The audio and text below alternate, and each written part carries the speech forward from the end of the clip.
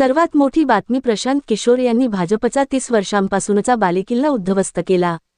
या निकालांचं आज संजय राऊत यांनी विश्लेषण केलं आहे। आश्चर्य वाटावं असे हे निकाल नाहीत। बिहारमधील जी जागा बांकीपूर भाजपचे राष्ट्रीय अध्यक्ष नितीन नवीन आणि त्यांचे वडील 1995 सालापासून ती जागा जिंकत आहेत। भाजपने ही गड असलेली त्यांची जागा प्रशांत किशोर यांच्याकडून गमावली। भाजप नेते रविशंकर प्रसाद काय म्हणाले? बांकीपूर कुत्रा मांजर जरी भाजपने उभं केलं म्हणजे पहा मतदारांना किती गृहीत धरतात। भाजपने कुत्रा मांजराला उभं केलं तरी लोक मतदान करतील। हा अहंकार लोकांनी मोडून काढला असं संजय राऊत म्हणाले। त्यानंतर मध्य प्रदेशातील दतिया विधानसभा काँग्रेसची होती।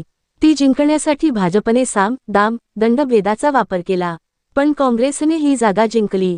भाजपने गुजरातची जागा जिंकली, त्यात काही विशेष नाही। या 3 पोटनिवडणुकांचे निकाल त्यात 2 महत्त्वाचे आहेत। फार मोठी क्रांती झाली असं म्हणणार नाही, पण लोकांचा कल दिसतोय। मोदी किंवा भाजपची लोकप्रियता किती खाली घसरली हे तुमच्या बालेकिल्ल्यातल्या पराभवातून स्पष्ट दिसते असं राऊत म्हणाले।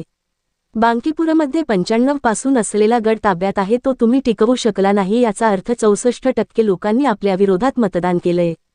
त्यांनी एक नवीन पर्याय निवडला, हे सुद्धा महत्त्वाचं आहे। हवा पालट होताना दिसते असं राऊत म्हणाले। तामिळनाडूमध्ये हेच झालंय। डीएमके किंवा आयडीएमके या पक्षांपेक्षा एका वेगळ्या पक्षाच्या मागे लोक गेले। प्रशांत किशोर बिहार विधानसभेत पूर्ण पराभूत झाले होते। त्यांना एकही जागा जिंकता आली नाही। त्यांनी आता बांकीपूरच्या जागेवर लक्ष केंद्रित केलं।